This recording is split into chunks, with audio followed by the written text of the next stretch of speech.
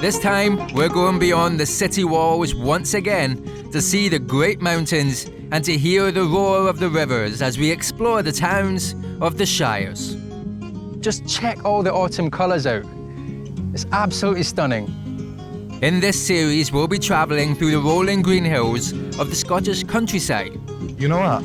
This is one of these wow moments of your life. Where all the Edinburgh hints of Scotland's history can be discovered. With 10,000 miles and 34 shires, all home to hearty Scots from all walks of life. Spending my entire waking moment thinking about colour and design and yarns. This will be a great big epic story about people. And she said she was convinced that it was the berry bees that got her through the marathon. And the history of their town. It's lovely architecture, good history. It's soaked in history, really. Together, we'll be embarking on our most adventurous local journey yet, through a land steeped in ancient myth and legend. Join us as we travel the length of the River Ericht. So let's begin our journey in episode 2 in Blairgowrie's ancient playground, Drummy Woods, before following the River Ericht downstream towards a rather majestic Showman's wagon. Here we hope to get a glimpse into the stories that surround the Craighall Castle as it watches over Scotland's deepest river gorge. They were buried sitting up in a chamber with a stone lid. Very mystical land, this place. We'll also meet our friendly local kayak guide to discover more about these historic waters and what really happened to this once thriving and prosperous part of town.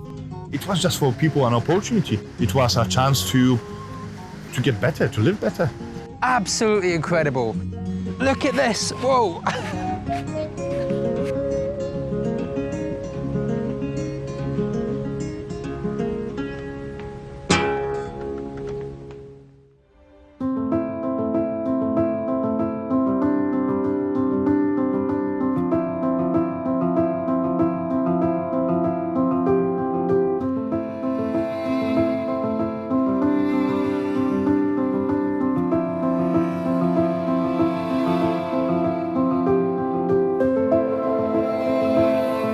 It's hard to believe that we're standing at the foothills of the Cairngorm Mountains. We're surrounded by 2,500 square miles of beautiful rolling green hills, autumn woods, and farms harvesting the wind inside Scotland's historic heartland. But I'm also here at a time of dramatic change, not only in how we deal with climate change, but also a global pandemic. This entire shire is home to over 100,000 people who've all had to change the way they live in the face of it. People are now coming back to places like this, to their roots in the countryside, and we're witnessing a renewed sense of appreciation for the rural lifestyle inside towns and villages like Blairgowrie.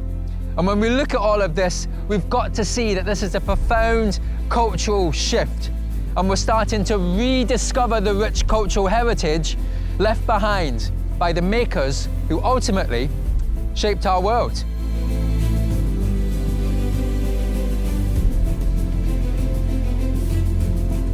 The surrounding region of Perthshire is known as the Big Tree County due to its 200,000 acres of thriving natural woodland and status as the 4th largest historic county in Scotland.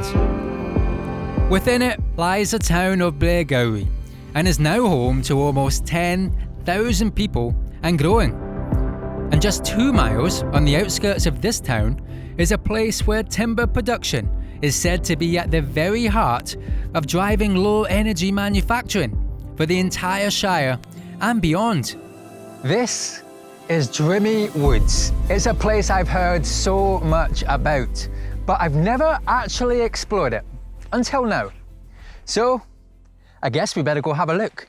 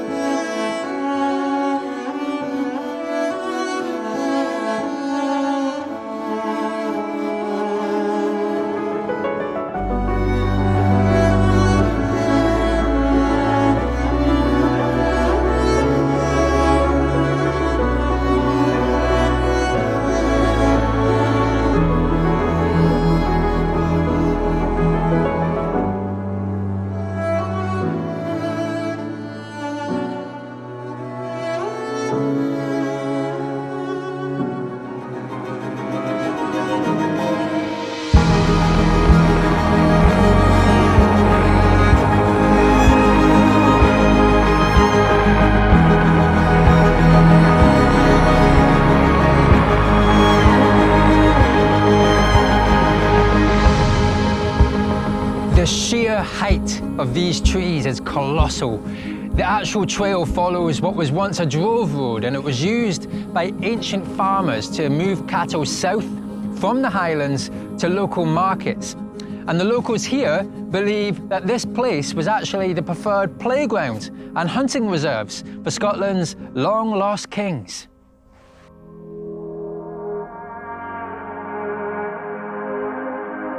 Drummy Woods certainly lives up to the hype. As a beautiful area with stunning scenery, a peaceful freshwater loch, and an abundance of wildlife, it really is no surprise that this place attracts many adventurous souls like us throughout the year.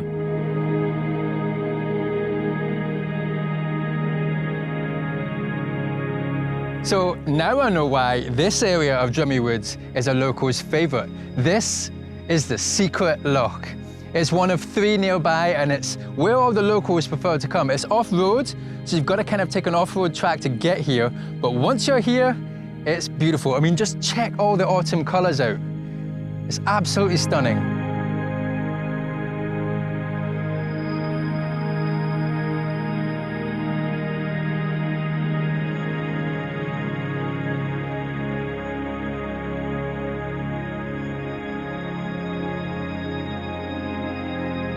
And many years before Scotland's kings arrived here, ordinary, everyday folk known as the Neolithics were the first to call this place home. It was these hunter-gatherers who made the first attempts at farming and mass food production, and are thought to have radically modified large areas of land through deforestation. And not only did this social and environmental evolution transform what was once vast native woodlands into the grazing fields, pastures and settlements that we see today, it also became one of the many foundations for centralised political structures. In other words, places like these became the perfect place for a king and his people to do business, settle, and of course, hunt. After leaving Drummy Woods, and just a short walk along this single-track country road is a field, and in it lies an unassuming structure. Here we are! This is it! According to the locals, what I'm seeing over there is a wee bit bonkers. It's supposed to be a magical, mysterious, prehistoric structure, and now that it has my attention, I'm going to go and see what all the fuss is about.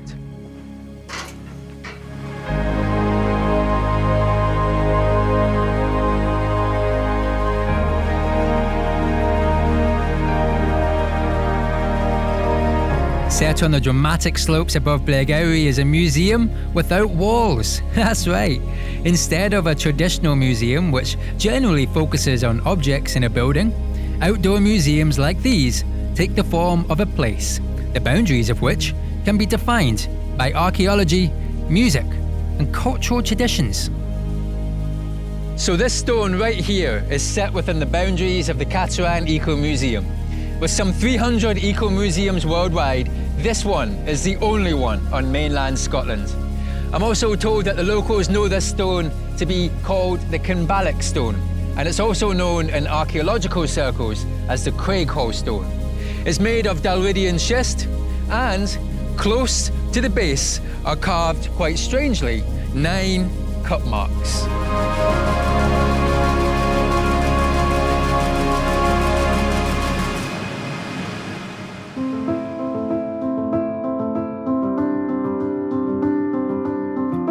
Further downhill though, we discovered another unexpected sight. This time, it's the remains of a stone circle. Some suspect the nearby Craighall stone and this circle to have an ancient connection. Oh, well, I really can't help but wonder what the Mesolithics, our ancient ancestors, must have been doing with these beautiful prehistoric structures. But one thing's for certain, the locals here believe that these two structures, the circle here and the standalone boulder, were once connected together, or maybe still connected together. Are they connected? Do they harness some magical, mysterious powers that only the Mesolithics knew about? Well, nobody really knows for sure. Or do they? I guess we could maybe try and find out.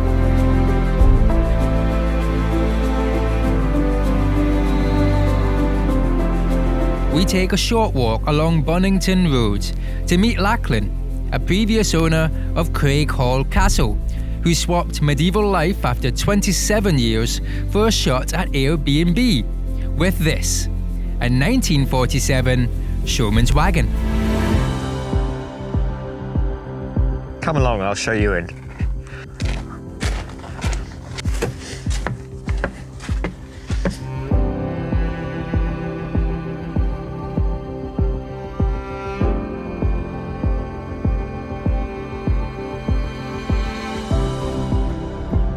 This is a very efficient log stove.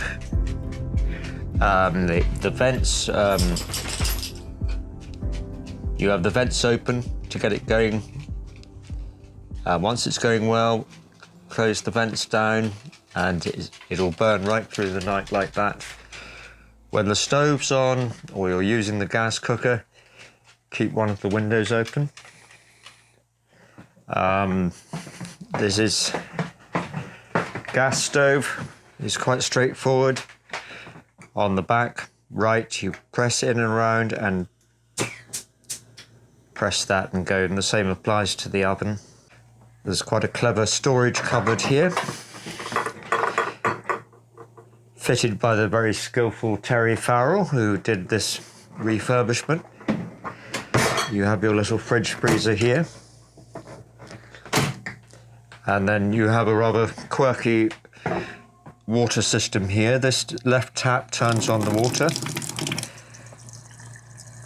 And if you turn it, the red arrow clockwise, it goes hot. And the blue arrow anti-clockwise, it goes cold. The shower turns on here. It's an electric shower. And the hot water, although it's a new Triton shower, it seems to be, you turn it towards cold, it goes hot. You've got a king-size bed.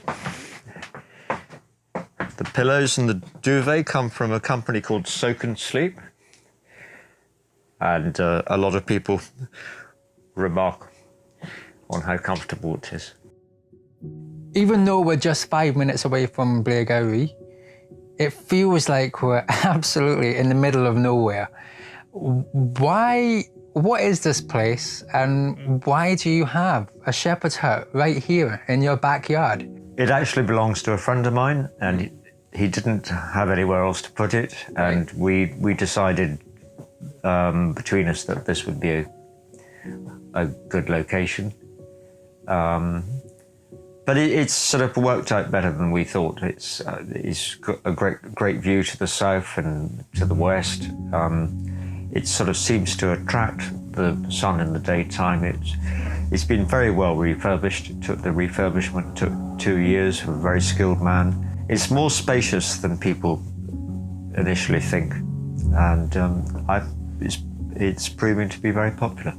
And it's not just any old shepherd's hut, is it? It's something 1947. It's a Hearst fairground showman's wagon, or it could be a circus man's wagon, originally from Nottingham. So what's the part about the Showmans? Is there a bit of a history behind why it's a showman's wagon? I'm thinking something to do with circuses, maybe something like that. Yes, it would have been his home. Right. I think his whole family would have lived in it. Right. And we've got, he's got many of the original features like his desk and the mantelpiece and the cut glass windows. It's got a bit more to it than the normal sort of shepherd's hut. We like to call it a specific thing. It's an escape, isn't it? What is it you call it? What's your slogan? Well, I think it's like an escape to the country, really, because we're very accessible from, for instance, from both Glasgow and Edinburgh. We're very accessible to Blairgowrie. To the south, you've got a wonderful view of what's called the Strathmore valley, the Sidlaws in the distance, even the Lomond Hills. And we're also close to the Cairngorms National Park, and even the hills immediately close by, you get even more spectacular views. And I think people can get peace here. It seems like people are returning to their roots a bit more and they want to get away from crowded cities. Are you noticing that, being in this place in the middle of nowhere in the countryside? Are you noticing people wanting to find a place like this to stay for a few nights just to get away from it all? I've noticed people in Scotland wanting to holiday at home. They call it a staycation. I think if you live in a flat in Glasgow, for instance, a couple of nights in this wagon would be very refreshing. Just up the road, where I've just come from, there's a Cymbalic stone. Now, I walked past this about 2 times before I even took any notice of it. It's a giant boulder, and I'm puzzled because when I went online and I searched up, it says it's also known as the Craighall stone. Do you know what the mystery is that surrounds this stone? And is there a link between this stone and the Craighall Castle? The only link is a Bronze Age kist, which was actually found in a field in the 19th century and moved to Craighall. Right. And what kind of age are we talking about? It could certainly be Bronze Age. Okay, Bronze Age, yeah. There's a lot of Bronze Age relics and other stones in this area. There are stones described as having Druidic cup marks. It's more commonly actually called the Court Hill stone. Mm-hmm.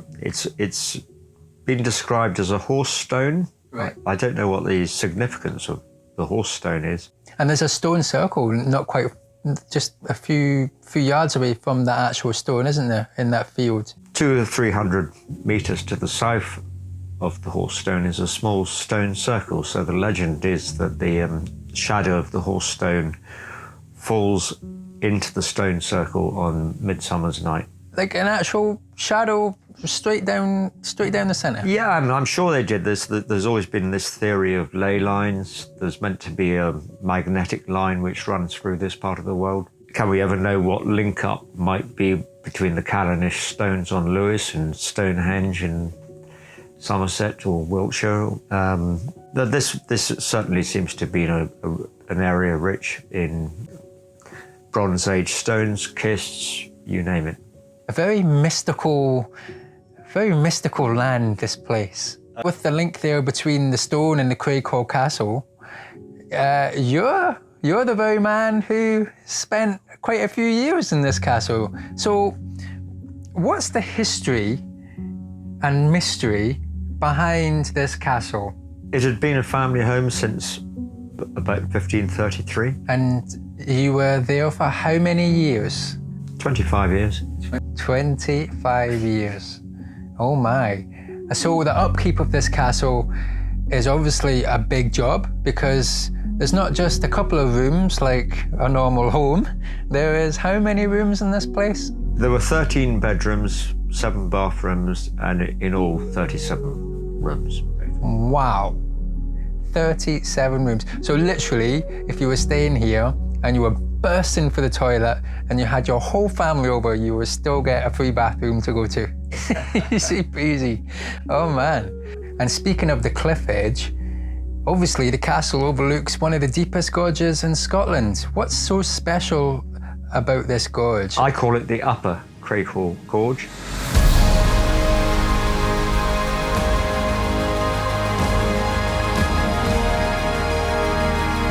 It's the deepest inland riverine gorge in Scotland, and it's the most fantastic territory.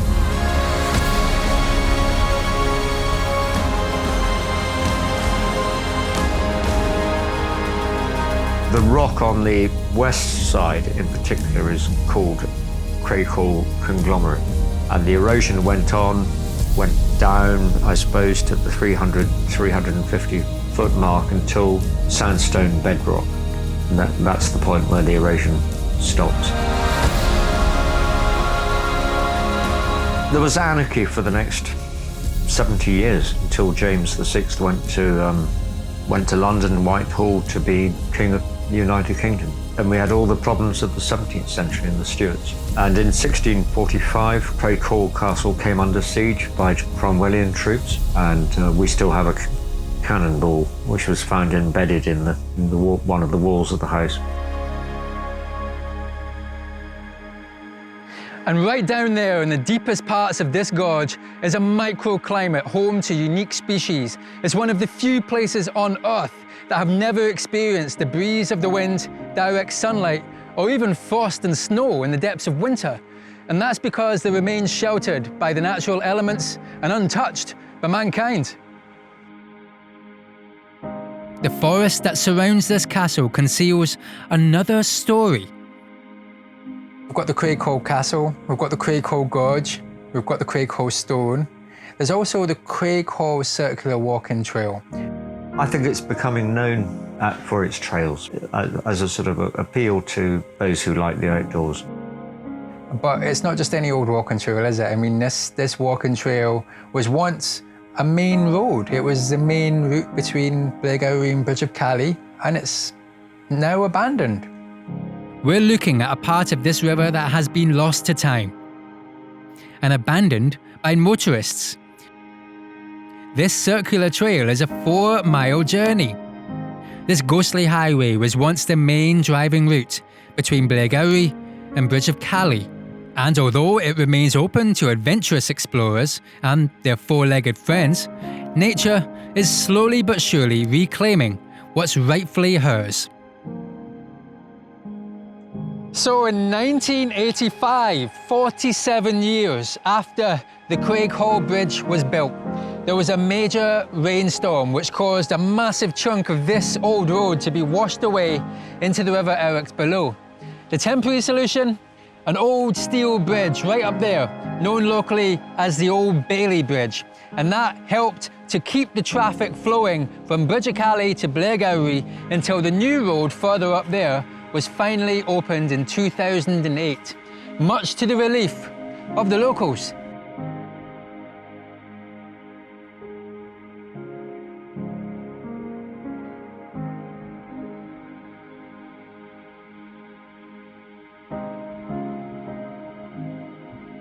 This was originally built in 1810 as a single-track road, and it was later rebuilt again in 1937 as a two-way road to accommodate the increasing levels of traffic. But, food for thought, is there really a better place in Blairgowrie to eat a locally sourced burger and some homemade rocky road? I'll let you decide on that one.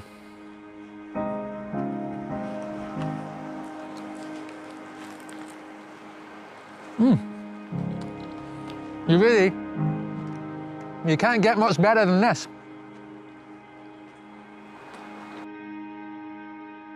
And the waters that flow through the arches of the Craighall Bridge have by now passed over 8 geological faults, including the main Highland boundary fault, to reach us here in the lowlands.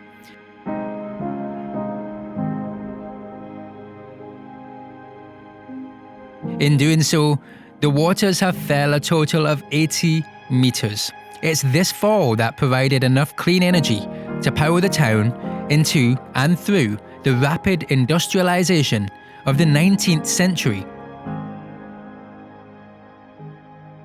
This final stretch of the River Ericht is known to the locals as the Mill Town.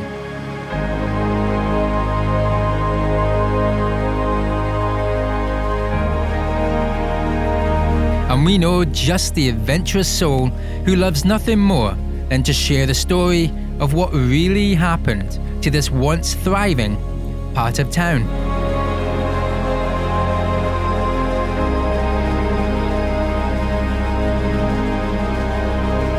Hello, Kyle Wilson. Great to meet you. And you too. Nice to see you. How you doing? Not bad, not bad. PR loves kayaking and canoeing so much, he's now operating tours with a dedicated team of guides all over the Shire. Including the ever-popular Perth City Tours. And over the last few years, he's earned himself a bit of a reputation as an inspiration among the locals here, simply because of his dedication to protecting the local environment and its wildlife. But what many don't know is this is mostly done out of his own pocket.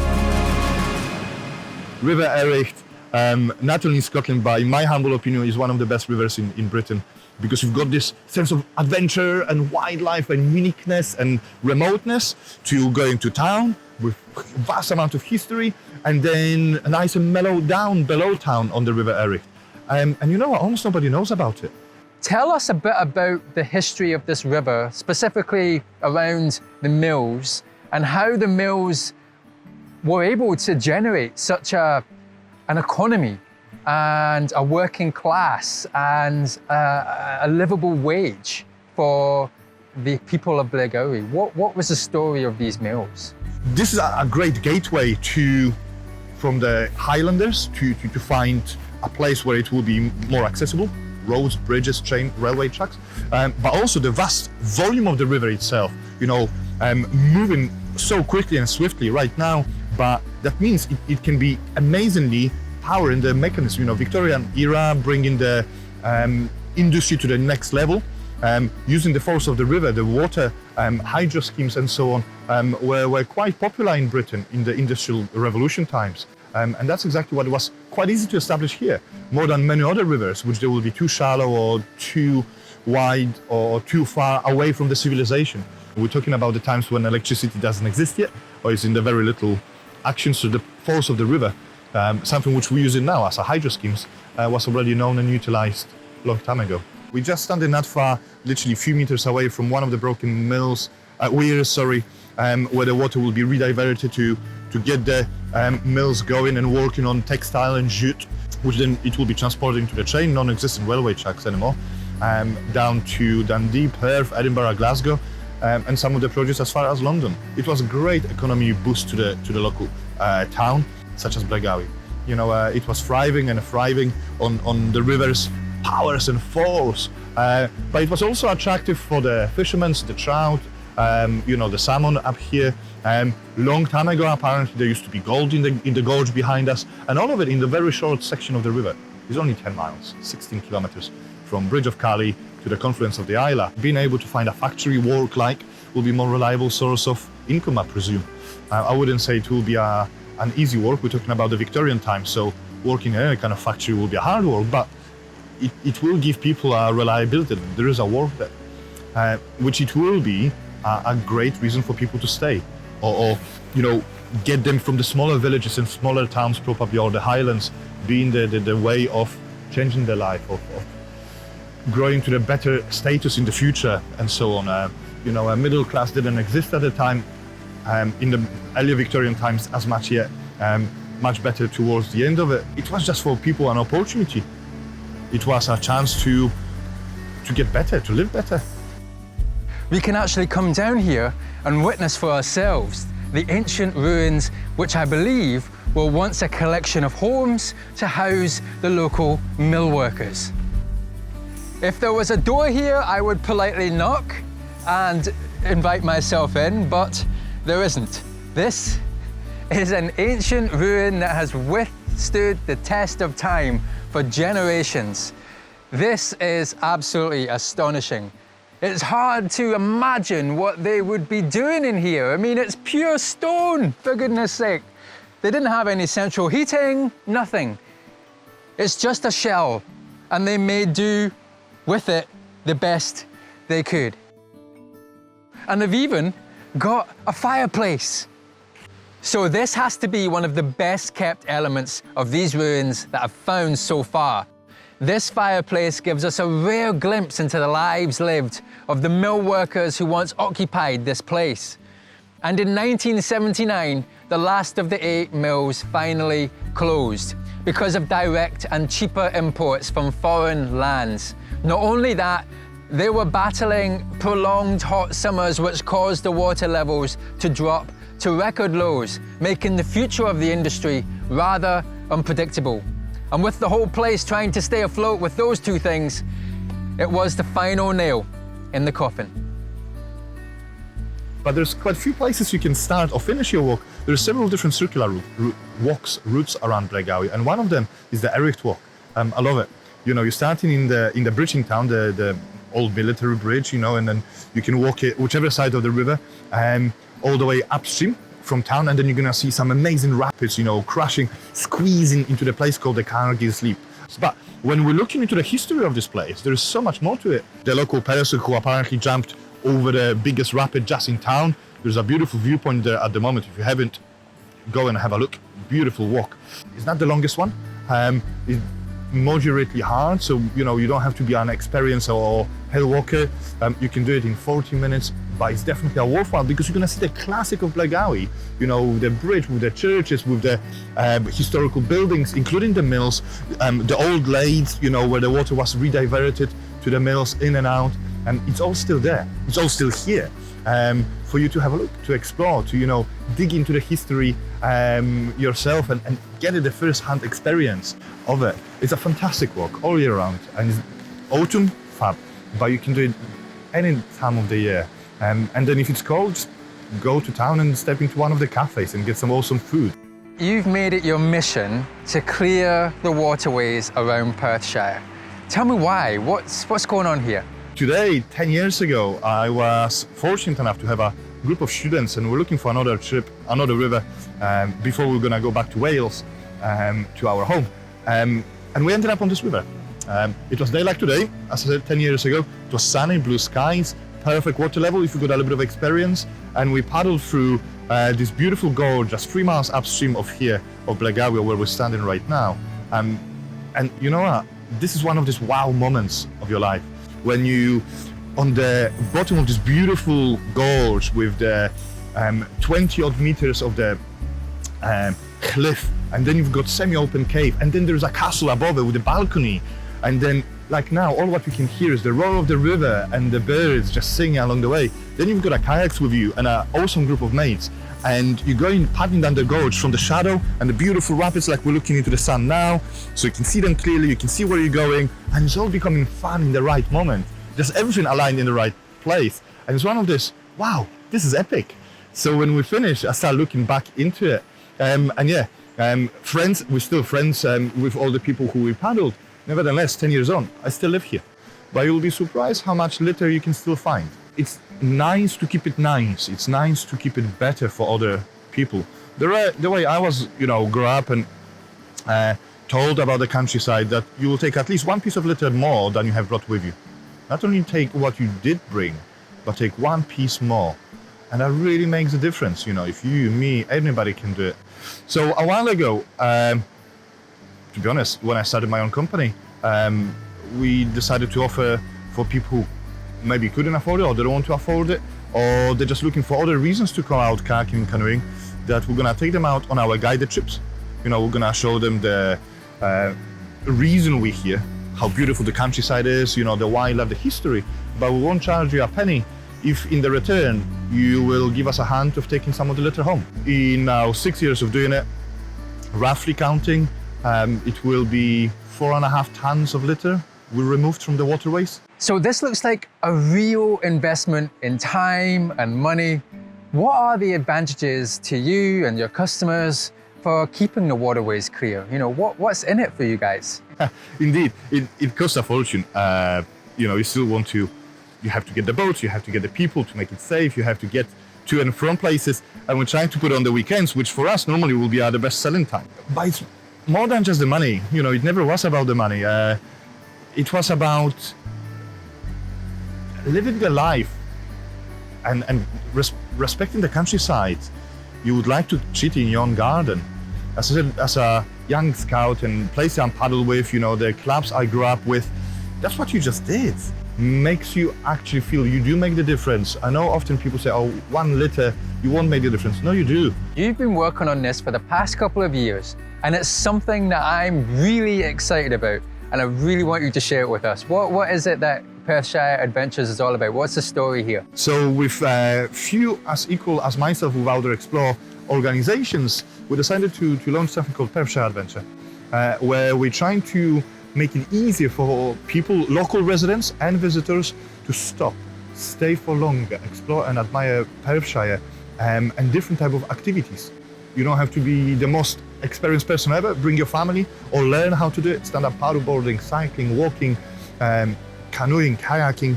go climbing. We all got it here.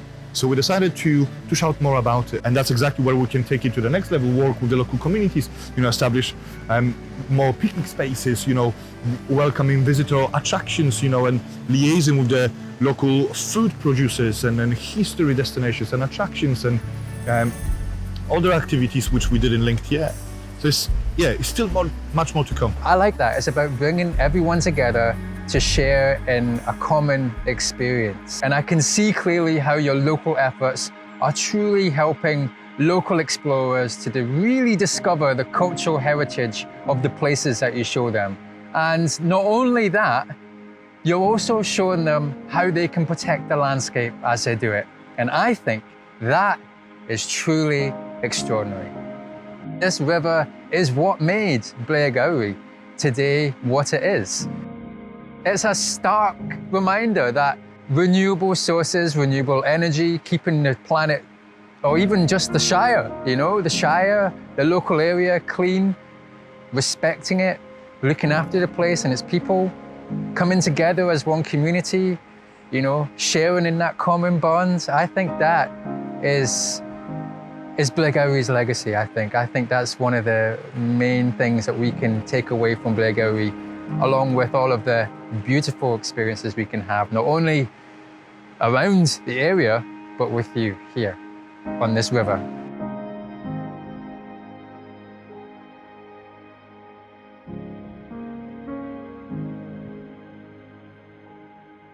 The Neolithics and their structures, the ancient kings of Drummy Woods, the castle families of Craighall, the serious explorers of the River Ericht, the mill workers, the bridge builders, the covenanters, the tartan weavers, the silversmiths, the potterers, the farmers. These are all individual people who understand that culture is only born when each of us shows up as only we can, authentically. There will always be a threat to our natural and historical heritage, but at the same time, we are the makers and the making of the entities and places that shape our world. And together, we're more powerful than we think.